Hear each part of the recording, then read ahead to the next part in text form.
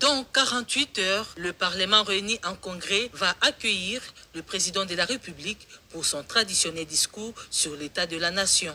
Avant ces grands orales, attendus par la population, le président de l'Assemblée nationale, Vital Kamerhe, est allé rencontrer le chef de l'État pour préparer ces grands événements.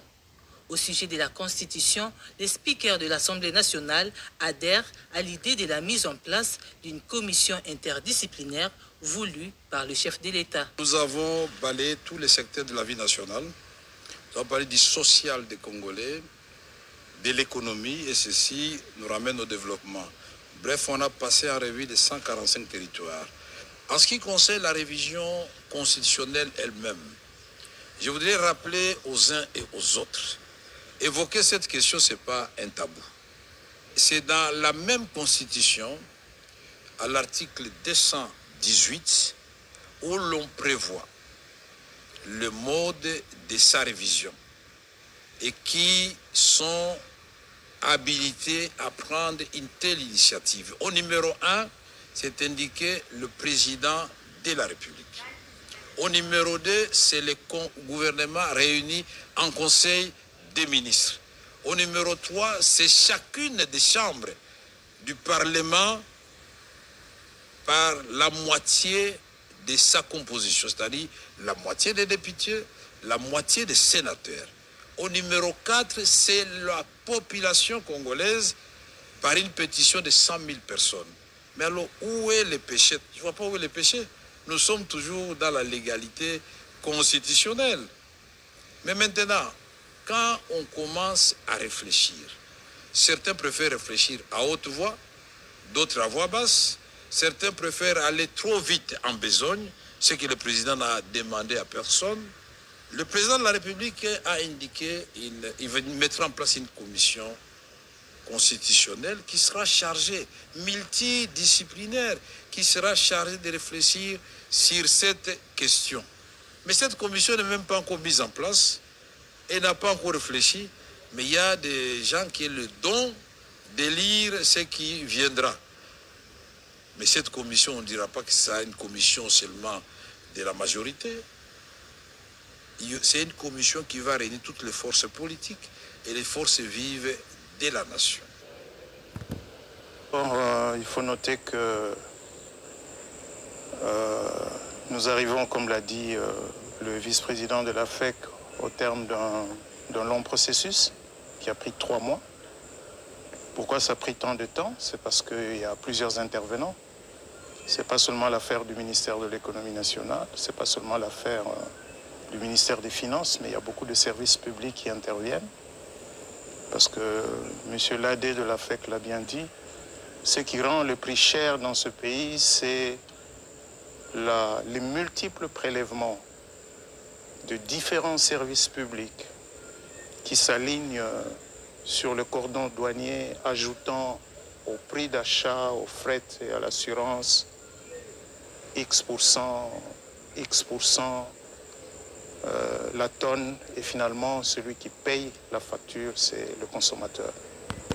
Ce que le chef de l'État avait voulu, c'est des mesures courageuses du gouvernement pour agir sur ces prélèvements, certains justifiés, d'autres un peu moins, afin de redonner du pouvoir d'achat à la population. C'est ce que nous avons fait. C'est le premier palier. C'est un effort qu'il faut poursuivre pour qu'on ait des prix justes qui puissent satisfaire les consommateurs, mais qui puissent aussi satisfaire les opérateurs économiques. On l'a vu sur les prix des produits pétroliers qui ont baissé. Et aujourd'hui, on voit que la consommation des produits pétroliers a augmenté. Donc là, nous pouvons formuler l'espoir que la baisse de ces prix entraînera plus de ventes. Les prix vont baisser à partir de demain. Je serai moi-même sur le terrain demain pour aller le constater. Et le ministère de l'économie va continuer ce travail pour s'assurer que la baisse au niveau des grossistes se répercute jusqu'au niveau des détails. Voilà donc ce que nous avons conclu aujourd'hui. Nous avons signé avec eux un procès-verbal qui met en place des mesures rapides permettant à ce que la baisse des prix soit effective dès demain, le 10 décembre 2024. La décision au Conseil des ministres a été prise le 9 août. Nous n'étions pas en période de fête le 9 août. Ce n'est pas pour le fait que cette mesure avait été prise, c'est pour redonner du pouvoir d'achat aux ménages congolais. C'est l'un des 6 engagements du chef de l'État. Ne l'oublions pas. Voilà, c'est le deuxième engagement majeur du chef de l'État pour son deuxième mandat. Protéger, améliorer le pouvoir d'achat des citoyens congolais. Cet effort va se poursuivre. Il y a pas mal de choses encore à faire. Pas mal de choses à faire. Mais il faut savoir le faire de manière progressive. Là, ça a pris 3 mois. Ça a été long. Je sais que beaucoup d'ailleurs n'y croyaient plus. Beaucoup doutaient. Beaucoup nous disaient, mais tailleur en depuis Azwaba mesure en et lamba et ton amarakakate. Mais le plus important, c'est, vous avez vu, c'est dans la collaboration que ça a été fait. Ce n'est pas que nous avons imposé, mais nous avons montré aux importateurs. Voilà l'effort que le gouvernement fait et nous attendons de vous aussi un effort pour l'intérêt des citoyens congolais. Mais à ce sujet, vous parlez de coercition, c'est vrai. Nous, on va le faire. Mais c'est l'affaire de tout le monde. C'est aussi l'affaire de toutes ces associations de défense des droits des consommateurs. Hier, ils dénonçaient, ils faisaient circuler des tableaux montrant que les prix ont augmenté. J'espère qu'après-demain, ils vont faire circuler les tableaux qui montrent que les prix ont baissé et qui vont appeler la population à s'assurer que les prix baissent à tous les niveaux. C'est vraiment un appel que j'aimerais lancer. Il ne faut pas laisser ça au seul gouvernement, la société civile, les différentes associations. Protégeons ces mesures parce qu'elles vont dans l'intérêt général de la population congolaise. Vous vous souvenez bien qu'en mois d'août, nous avons été convoqués ou invités par le vice-premier ministre, ministre de l'économie, dans son cabinet pour cette question. Et il nous a passé le message de son Excellence, Monsieur le chef de l'État, le président de la République, Félix Antoine Tshisekedi Tshilombo, et du gouvernement de Mme Judith Suminwa. L'objectif, c'était de réduire le prix des produits alimentaires de première nécessité. L'objectif, c'était la lutte contre la vie chère. Parce qu'il y avait trop de plaintes. Nos frères congolais, ils ont vu que certains produits ont pris beaucoup à la hausse. Donc, c'était ça l'objectif. Nous avons travaillé pendant 3 mois avec le vice-premier ministre de l'économie et son cabinet. Et aujourd'hui, nous sommes très heureux. Nous sommes arrivés à un bon résultat qui arrange. J'espère cet résultat, qu'elle va produire ses effets et qu'elle va satisfaire la population. Nous nous sommes engagés devant Madame la Première ministre, devant le vice-premier ministre de l'économie, à réduire certains produits de première nécessité. Nous allons les réduire à la baisse et nous allons continuer. Parce que, comme vous le savez, ce sont les charges qui posent problème. Et le vice-premier ministre nous a promis que nous allons évoluer par étapes. Je crois que c'est la première étape. Il y aura une deuxième étape. Effectivement, donc si la vie coûte cher, c'est suite à plusieurs taxes, plusieurs frais qui ne profitent même pas peut-être au trésor public.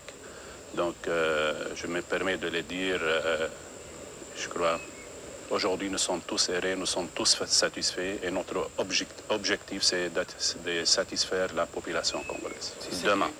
Demain matin, on s'est engagé aujourd'hui, demain matin. Vice-premier ministre, je crois qu'il va passer lui-même pour s'assurer et constater s'il y a eu baisse des prix ou pas. Thompson, cuisse de poule, le riz, les analystes m'ont dit 8 ou 9 produits comme ça, mais surtout, et Mais comme vice-président a fait qu'à lui en français, ils allaient aboutissement et à processus sur la terre. Il faut tout continuer en gros. Parce que le produit qui pèse à l'Iwana, il faut qu'on s'aille en sorte que le produit en a payé équitable à prix. Parce que beaucoup de gens continuent de la terre, à tout moment, à tout moment. Mais au début, sur le marché du forage, l'entrepreneur prestataire avait eu paiement d'un montant de 27 millions de dollars. La Cour veut savoir si c'était en lien ou en perspective d'un quelconque préfinancement du marché forage. Parce que le paiement a été fait par mon prédécesseur et il m'a effectivement été expliqué que le paiement de cette créance qu'il avait été rendu possible parce que le prestataire avait expliqué aux autorités à l'époque que c'est ça qui allait l'aider à préfinancer. Et c'était, je crois, 27 millions. Il a eu cet argent avant que moi je n'entre en fonction. Mais il est clair que les 27 millions, comparés à la facture de combien, de 100 et quelques, de 80 millions pour la première année, vous voyez vous-même que c'est très différent et les faits ont montré que le prestataire n'était pas en mesure de préfinancer le déploiement des 200 stations sans l'appui des banques ou de l'État. Et c'est un peu ce qui a été fait. C'est comme ça qu'on a accepté de préfinancer par tranche au fur et à mesure que la mise en œuvre se faisait. Et à un moment donné, on a été un peu en avance par rapport à la mise en œuvre. Et c'est là que quand moi j'ai constaté qu'il y a des dangers, j'ai dit stop. Alors, avant que la Cour ne poursuive, avoir votre réaction sur quelques points. Le premier point, c'est que selon l'enseignant Nicolas Kazadi, tous les paiements étaient effectués à votre demande. La Cour va avoir votre réaction là-dessus. Et dans la suite, avant de poursuivre avec d'autres questions au enseignant Nicolas Kazadi, la Cour a pu noter de l'entente de l'instruction que vous aviez des préoccupations que vous n'entendiez soulever qu'en présence du enseignant Nicolas Kazadi. Je crois que le ministère public et la haute cour que vous êtes, vous avez constaté qu'il n'y a pas tellement de contradiction entre ce que j'ai défendu depuis l'instruction juridictionnelle jusqu'à cette instruction et jusqu'au niveau où le renseignement ministre des Finances est en présence de la haute cour. Il n'y a vraiment pas de contradiction sauf quelques petits détails. Les quelques petits détails, c'est en rapport aux différentes négociations qu'il entamait pour obtenir un paiement de 371 millions. C'est là qu'il y a contradiction. Parce que moi, j'ai refusé. Je l'avais dit que c'était une prudence de payer la totalité du montant du contrat pendant que nous sommes à la première année. Nous n'avions pas d'assurance parce qu'il pouvait arriver que nous ayons un cas de force majeure qui empêche à ce que le contrat ne soit exécuté. Et d'ailleurs, à cette époque-là, nous n'étions pas dans la guerre d'IM23. J'ai donc été prévoyant en disant qu'on ne paye pas. Sinon, cette guerre, vous voyez qu'elle est même en train d'empêcher la réalisation de certaines adductions d'eau potable dans certaines provinces de notre pays. C'est donc une clience. Une autre contradiction, c'est là où on dit que j'ai compris. Non, je n'ai pas compris. Je l'ai dit. Nous étions en début du Conseil des ministres, c'est à ce moment-là qu'il m'a parlé. Non, moi j'ai mal fait, ne devrais-je pas écrire de la sorte. Ensuite, que la haute hiérarchie n'avait pas apprécié ma réaction. À ce moment-là, j'avais dit politiquement, qu'est-ce que dois-je faire? J'ai dit accepter, et aussi heureusement que ces démarches n'ont pas abouti. J'ai encore dit ceci, et même le ministre des Finances dit que toutes mes demandes que je fais, je le fais en tant que ministre sectoriel. Notre rôle, c'est d'engager. Si on n'engage pas, les crédits tombent à l'annulation et que par la suite, nous subissons les conséquences. Parce que lorsqu'on va examiner les budgets, ou on prépare le budget, on va se référer sur ce que nous avons consommé. Alors on va nous dire, vous êtes incapable de consommer les crédits qui vous sont alloués on ne vous donne que ce dont vous êtes à l'expédition. Il fallait la prudence du ministère sectoriel. J'avais aussi dit que mes demandes n'ont pas un caractère contraignant ni obligatoire. Si c'était le cas, je crois que le ministre payerait même l'autre demande que je lui avais faite. Tout au long de l'instruction, vous venez de l'entendre, le premier bureau a dit que toutes ces demandes-là n'avaient pas un caractère contraignant. Et vous venez d'apprécier. Et en sus de votre réaction sur ce point, la Cour veut savoir que le premier bureau y arrivera par rapport à ce qu'il avait déclaré. Au cours de l'exécution des engagements financiers qui passaient par votre ministère, est-ce que la hiérarchie, la haute, était pleinement informée? Ici, la Cour veut parler notamment du Premier ministre, parce que dans les clients élevés par l'IGF, tous ces paiements étaient effectués sans approbation du Premier ministre, chef du gouvernement. Mon collègue a dit là, c'est que lorsqu'il dit que je l'ai retenu en disant la haute hiérarchie n'est pas contente. Non, c'est archi faux. D'abord, la haute hiérarchie n'a rien à voir avec l'ingénierie financière qu'on est en train de faire pour régler un problème. Vraiment, d'abord, je n'ai jamais dit ça, je ne me souviens jamais avoir dit ça, et ça n'a rien à voir ici. Ça, c'est tout un travail qu'on fait avec les banques pour trouver une solution de finance. Alors, je ne comprends pas très bien de quoi il veut parler, mais ça n'a pas d'importance. Pour ce que vous dites là, l'autorisation du Premier ministre, elle se fait soit formellement, c'est-à-dire que je crois que la loi prévoit l'autorisation écrite du Premier ministre, mais elle peut se faire implicitement, c'est-à-dire que la demande est faite, le délai passe, et après 10 jours, je crois, c'est supposé valider. Je ne sais pas très bien dans quel cas de figure on est. Encore que je crois que cette loi-là est nouvelle, celle qui demande l'approbation formelle pour l'initier nouvelle. Mais je sais que ce projet a été présenté pas moins de 2 fois en Conseil des ministres. Et le qui prépare l'ordre du jour du Conseil des ministres, c'est le chef du gouvernement, c'est lui qui l'a fait. Ensuite, l'un des deux ou trois paiements qui ont été faits l'ont été faits à un moment donné où on venait de recevoir un appui budgétaire de la Banque mondiale. Et je me souviens très bien, chaque fois qu'on recevait un appui budgétaire, j'allais voir le Premier ministre en lui disant voilà les affectations que je propose pour cette petite manne qui vient d'arriver. Et c'était toujours ça, les grands enjeux, élections, investissements, etc.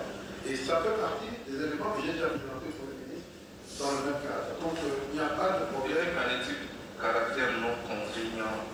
Nous avons dans ce pays des demandes de paiement qui sont toujours 2 ou 3 fois supérieures à la capacité du Trésor à faire face.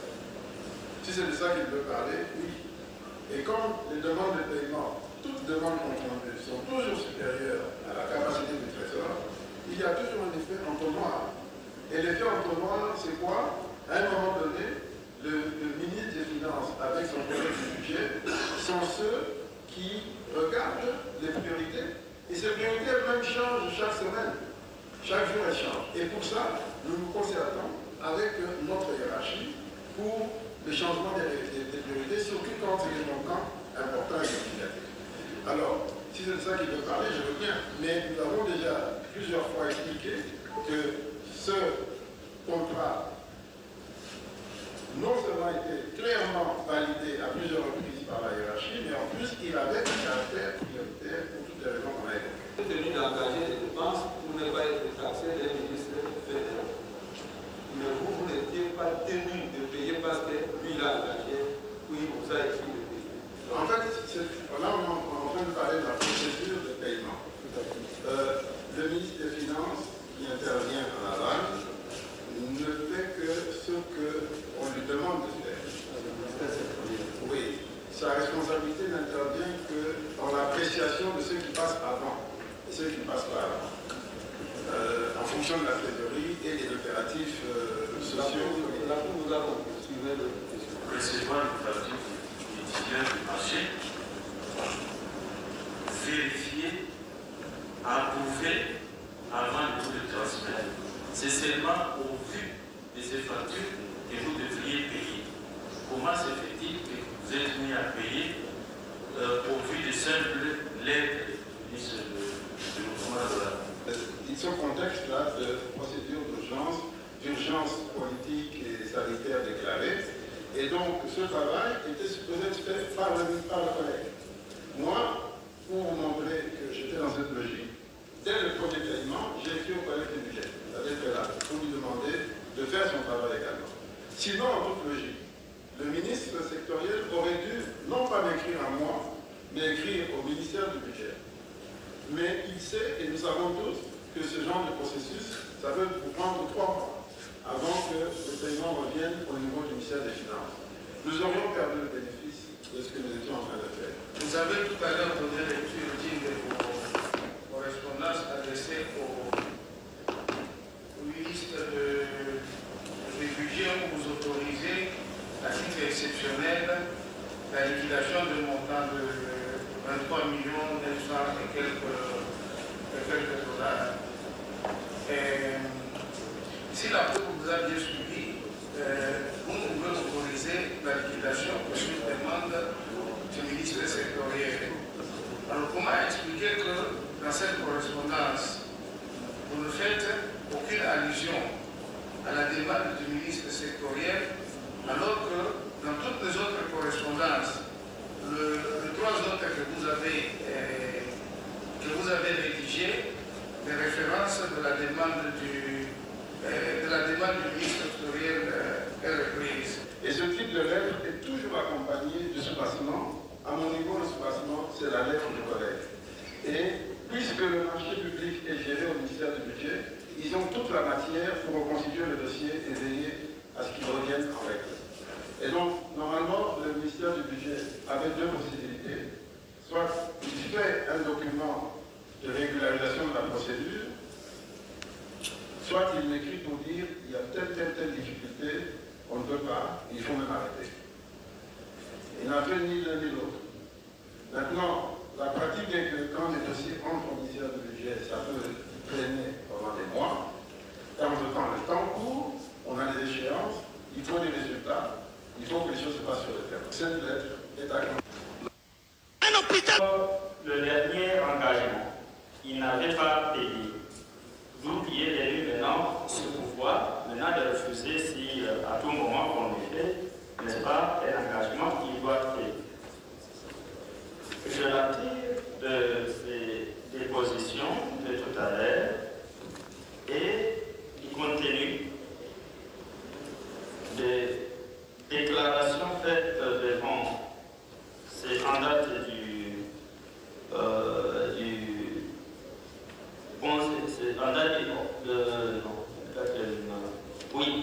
11 juin 2024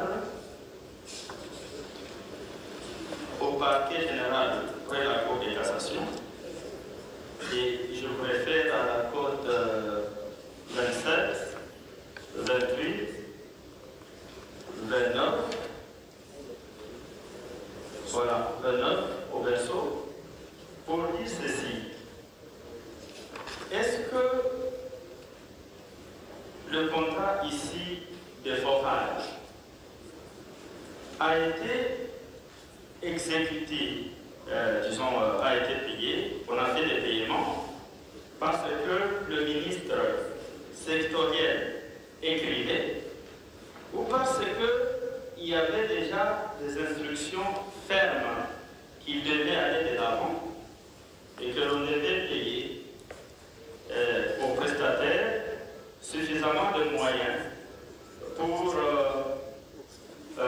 obtenir des déploiements de plus de forages possibles. Pourquoi? Parce que, je vais dire un peu,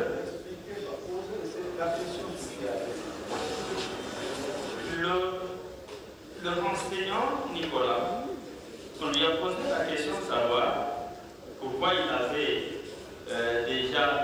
pourquoi il avait payé en mode d'urgence alors que le Premier ministre n'était pas au courant et tout. Il a dit ceci.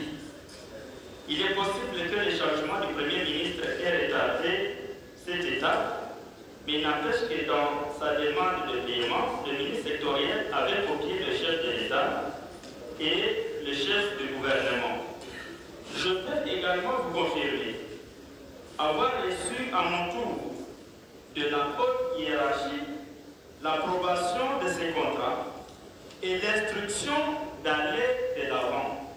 Une instruction. Ça, c'est la première chose, cette instruction, je ne sais pas comment c'est venu. Et enfin, s'agissant toujours de cette question, il y a devant toujours le même OPJ, à la cour au parquet général de la Cour des cassations, il a dit ceci.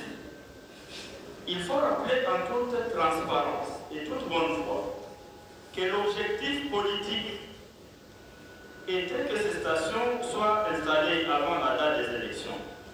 Et donc, le prestataire demandait que des paiements suffisants lui soient accordés pour accélérer ces déploiements.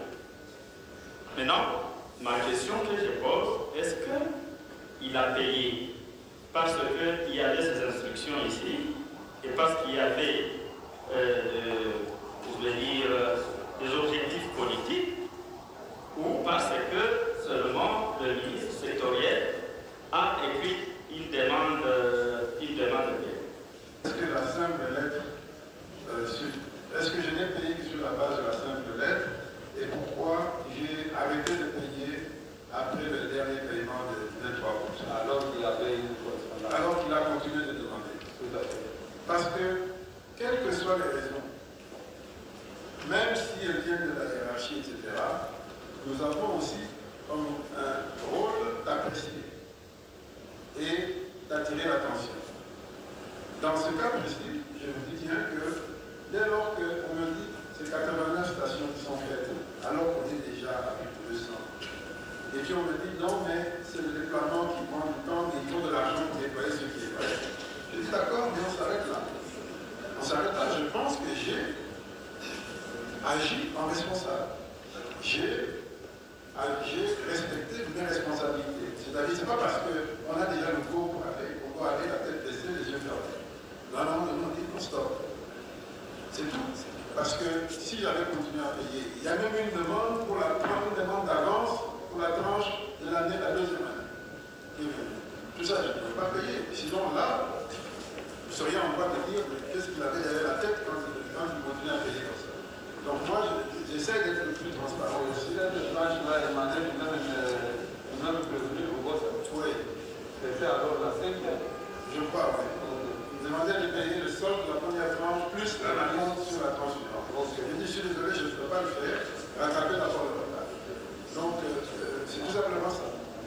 Vous pouvez continuer alors avec les projets. Non, c'est pratiquement tout. Maintenant, pour le reste, comme j'ai dit, il y a le texte, il y a le contrat, il y a la bonne foi, la confiance mutuelle qu'on se doit tous. Et pour ce qui est des paiements précédents, je vous ai bien dit que j'ai autorisé la dernière tranche que j'avais déjà promise, tout en sachant qu'il n'y avait pas d'adéquation, mais tenant compte du fait qu'ils étaient, puisqu'ils ceux qui l'affirmaient, en train de déployer, ça demandait beaucoup de logistique, en venant comme précaution de dire je m'arrête là, et je vous préviens que je n'irai pas au-delà tant que vous n'avez pas rattrapé le retard. Donc voilà. C'est de savoir différencier la demande et la décision. Donc la demande, régulièrement, je n'arrête jamais de le répéter, c'est dans notre rôle en tant que ministre sectoriel. Lorsque j'évoque le caractère contraignant obligatoire, c'est que la décision de payer ne revient pas au ministre sectoriel. La décision de payer émane du ministre des Finances, bien entendu que lui aussi, après qu'il ait vérifié et la correspondance et les annexes.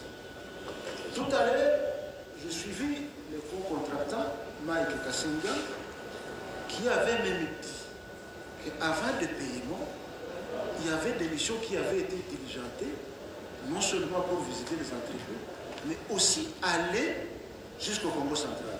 C'est-à-dire, ces missions-là, c'était pour qu'il ait une conviction de ce qu'il est en train de faire, est-ce que c'est bon ou c'est mauvais. Pour l'intérêt, servait de sous-placement pour qu'il paye. Donc, indépendamment des instructions que l'autre avocat voulait signer,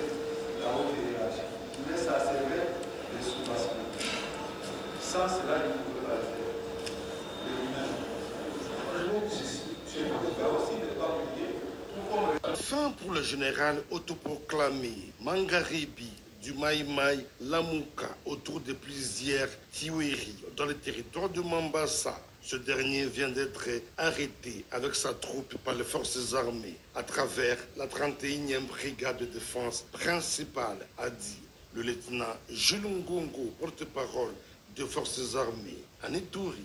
Capturer un chef rebelle Mangaribi, détruire son bastion, capturer ses membres, toute sa bande et récupérer toute sa logistique de matériel militaire, de armes et munitions, c'est la fin de la guerre en territoire de Mambasa contre le groupe armé Maïmaï Lamouka. Ça, c'est un haut fait. Ce que nous disons, l'état final recherché, restaurer l'autorité de l'État, comme nous sommes en train de le faire. Un grand chef rebelle vient d'être pris en étau par les forces armées et toute sa bande. Ça, ce sont des choses à dire bravo à la population, bravo aux forces armées, et le mérite revient au commandant suprême des forces armées, Félix Tshisekedi Tshilombo. Au regard de ces hauts faits, la province de l'Ituri vers la restauration de l'autorité de l'État à cette période de l'état de siège, la population est appelée à collaborer étroitement avec les forces armées pour consolider la paix. À la lumière de cette victoire, la population ne peut que soutenir son armée. Ça fait 30 ans d'insécurité. Et donc nous ne sommes qu'au début pour maîtriser cette violence. Et partout la menace elle sera étouffée, détruite, comme nous sommes en train de le faire. Ces prouesses de l'armée régulière intervient juste après le passage du commandant des opérations militaires en Ituri, en territoire de Mambasa, où le lieutenant général Luboyanka Chomadjouni a ravivé les morales de compagnons. Il a également transmis le message d'encouragement du commandant suprême de FRDC, Félix Antoine Tshisekedi Tshilombo, qui produit à ce jour les résultats escomptés sur toute l'étendue de la province.